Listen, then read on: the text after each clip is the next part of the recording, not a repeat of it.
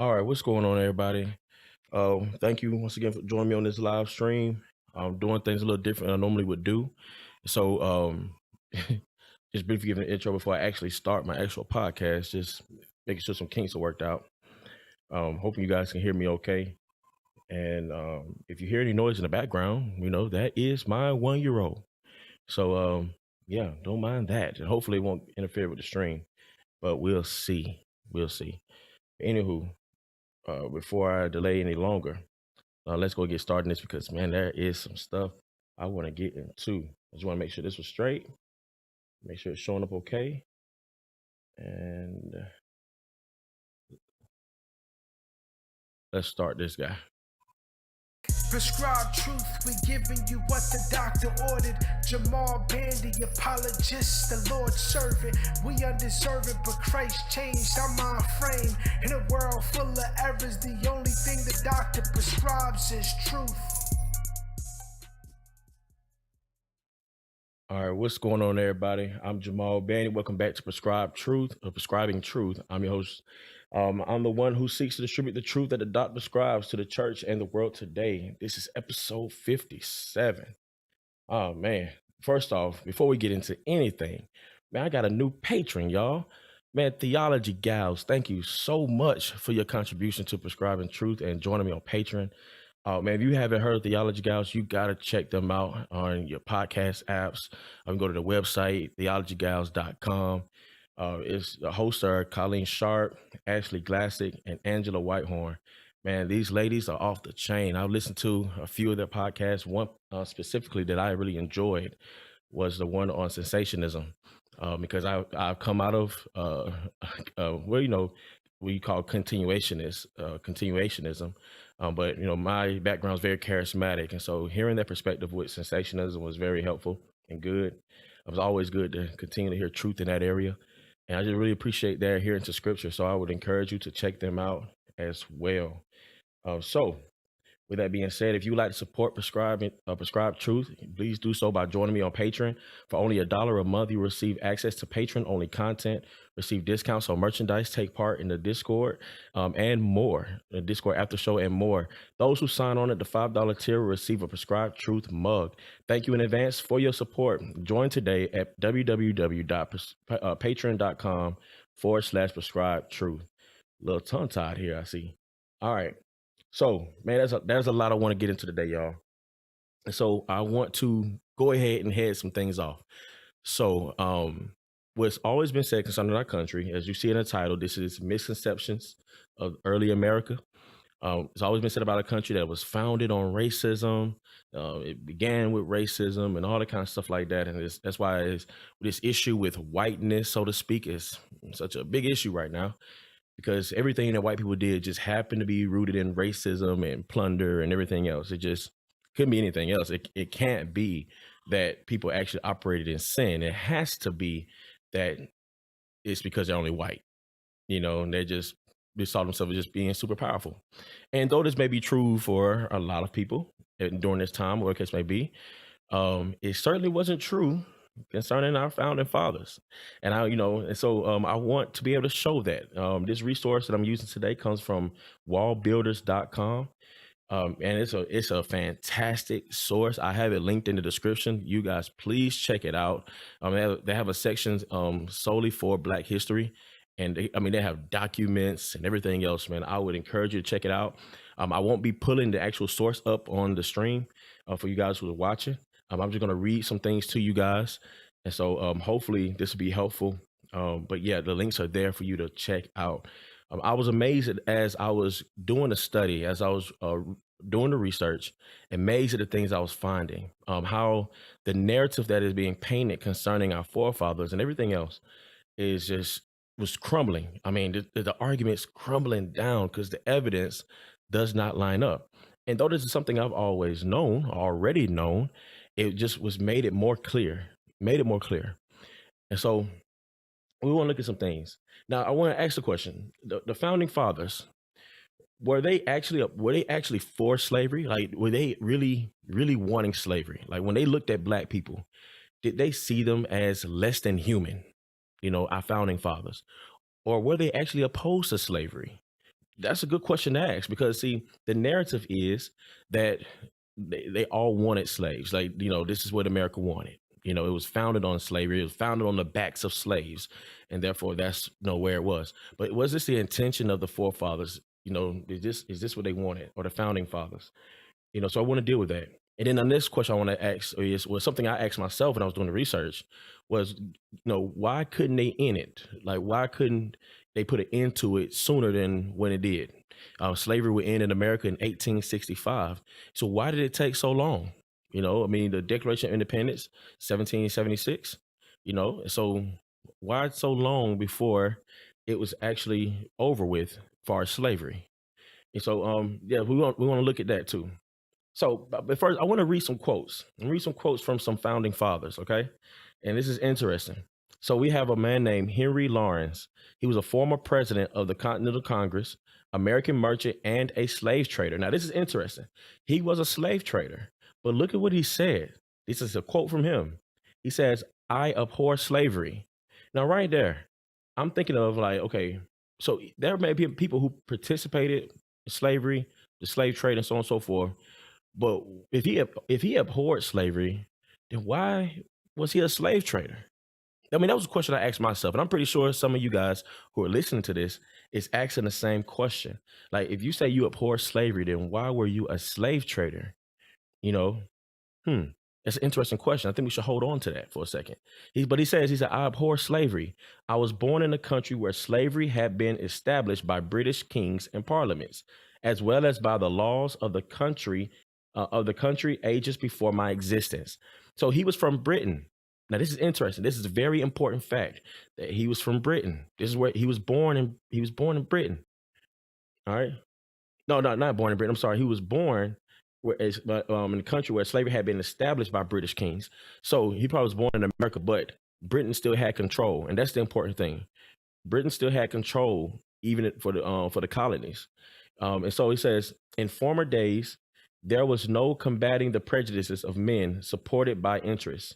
The day, I hope, is approaching when, from principles of gratitude as well as justice, every man will strive to be foremost in showing his readiness to comply with the golden rule: do unto others as you would have them do unto you. Matthew 7:12.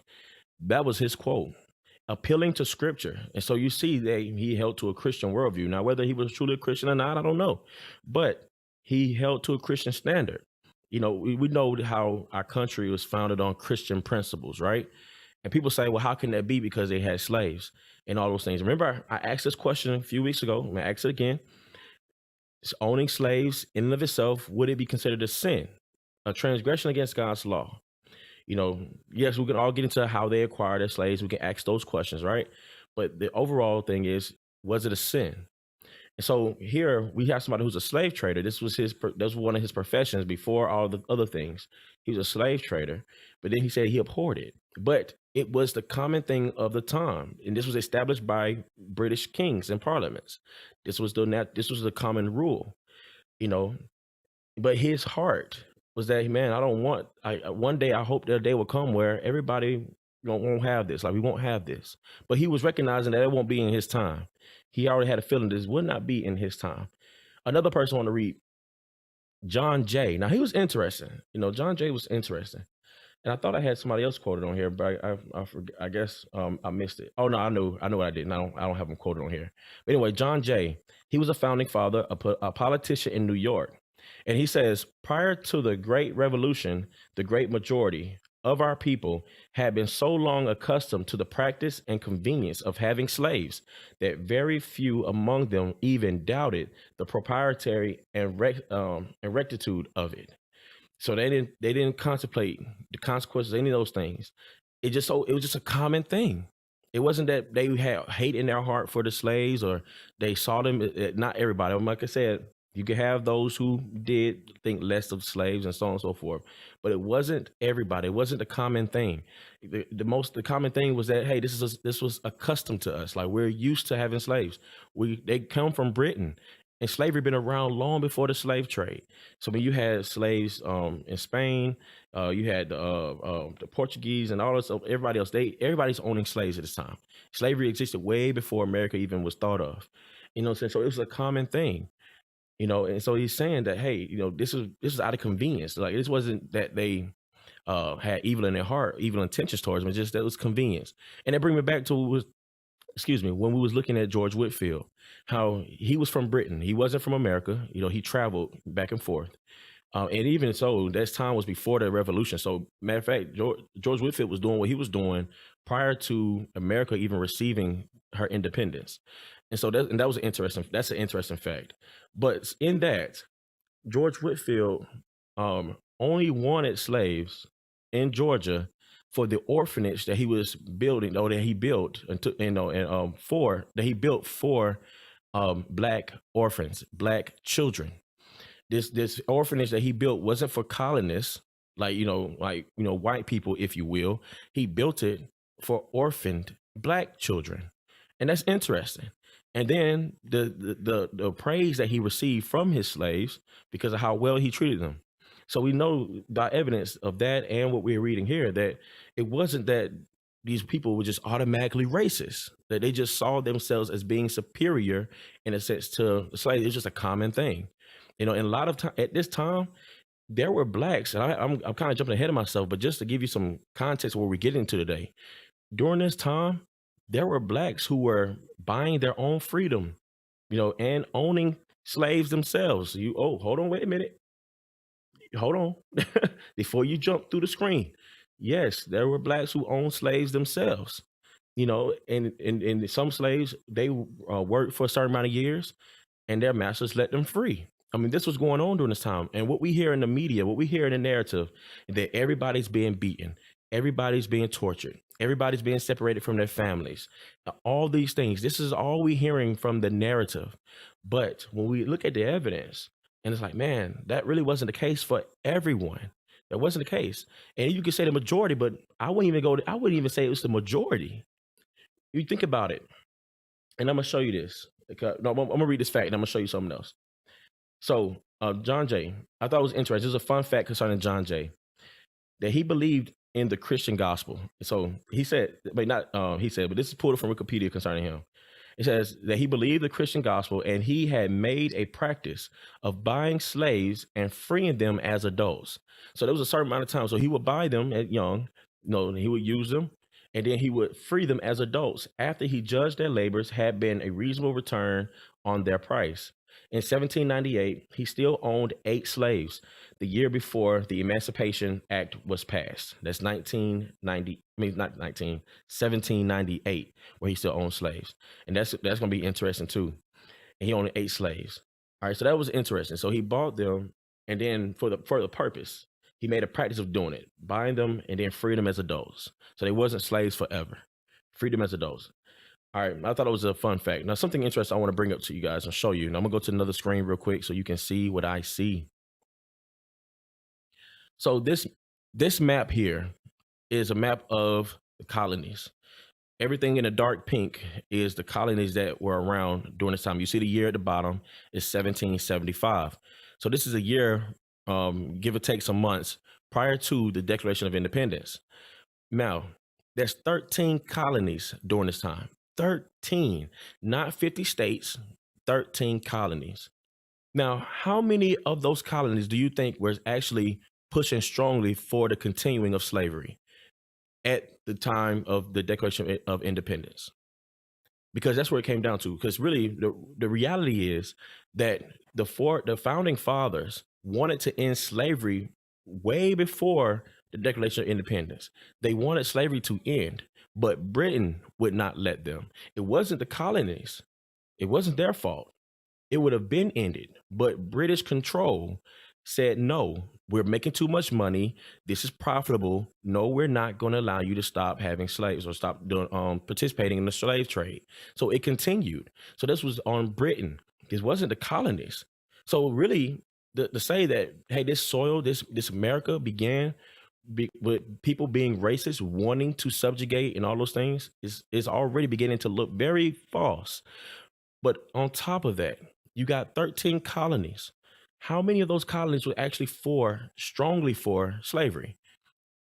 You got Georgia, South Carolina, North Carolina, and Virginia. 4 colonies. Now, all those colonies except for two, all of those colonies except for two actually owned slaves. And we're going to look at that. We're going to look at the colonies that didn't. We're going to look at that later on. Just stay tuned.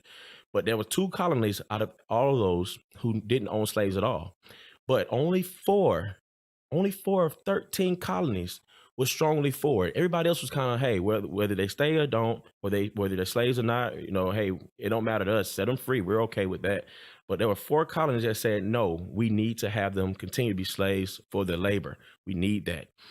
So I think about it. Well, we're always told that our country was founded on racism, on people hating blacks, wanting them to be subjugated.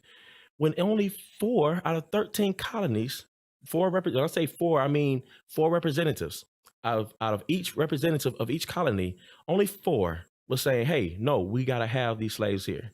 So that doesn't mean every single person in Georgia, that doesn't mean every single person in South Carolina and North Carolina and Virginia was for the continuance of slavery, but the representatives of those colonies, 4 representatives of those colonies, whoever represented them, they were strongly pushing for the continuance of slavery. That's a minority compared to the majority view of wanting to free them. Who would have thought? Out of everything we've been hearing, it tells us that these people wanted to continue slavery. These people just gotta have slaves. They don't care. They don't care about black people. They hate black people, so on and so forth. And also during this time before the revolution, there were slaves who were free. There were slaves being freed, holding offices. We're gonna get into that, y'all. Y'all stick around. Before the Declaration of Independence, there were blacks who were holding offices, able to start churches, plant churches, everything, and receive support from white people. Y'all, this what was going on prior to the Declaration of Independence and even afterwards. Like the narrative that we're being fed that, hey, and I'm not talking about this. This is not just, okay, you talk about with blacks in the North and so on and so forth. Well, how do you think that blacks in the South are getting free? Like, matter of fact, we're going to read one who is actually will be considered one in the South and who will be set free. You know what I'm saying? So it's like, man, like, it's interesting.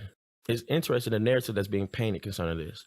And I'm thankful that now we're dealing with this and I'm seeing these things and being able to draw some light. And I know there are going to be people who disagree. But my thing is, why would you disagree with the facts? Like, why would you disagree with the information? I mean, you may disagree with my opinion and so on and so forth, but why disagree with the facts? As a matter of fact, I think it's freeing.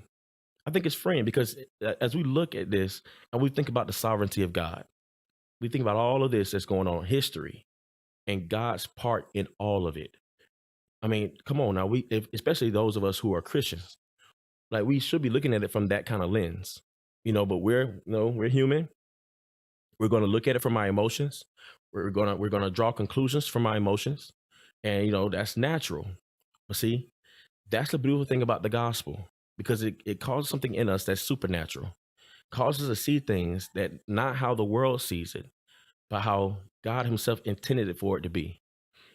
And so, yeah, I mean, I just think this is amazing, and I mean, there were quotes from Thomas Jefferson. I mean, I've heard plenty of stories about Thomas Jefferson being for slavery and wanting to subjugate blacks and so on and so forth. But Thomas Jefferson was opposed to it. The link is in the description, you guys. I put it there purposely so you can look at it yourself. So I wanted to read everything to you. You can go and pull that link up and you can check it out. I mean, Thomas Jefferson against it. Benjamin Franklin was against it. I mean, there were other guys. John Adams was against it. I mean, it's amazing. They talk about how evil it was. ABC, they would agree with you how evil it was. Yet the narrative is that the founding fathers, they founded this country on racism. Their whole thing was that they want to subjugate blacks, and they succeeded with that. I want to take the time to dispel that myth, with the information. So I'm hoping that's helpful. All right. So with that, real quick, we're going to shift gears, and I'm going to go ahead and throw this out there to you guys. So, as a Christian, one of the main things we should be doing is evangelizing. Our Lord said to go, therefore, and make disciples. And sometimes we can't wait for them to come to us. One way in which I like to engage others is with gospel tracts. There are great for starting a conversation. Even though sometimes you may not have the time, there's no need to fear because every gospel track has the gospel message laid out beautifully. So you can be assured that if they take the time to read them, they will have received the gospel message. Where do I get my gospel tracks from? I'm glad you asked. I get mine from Track Planet. They offer a wide variety of gospel tracks, even for different seasons of the year, at an extremely affordable price. I've used them at work just by sitting them on my counter, watching people pick them up and begin to ask me questions about the message they contain. If you'd like to check out some of these amazing tracks to use in evangelizing, please visit the website that I have linked below. The website is prescribetruth.com/track planet. Thank you so much.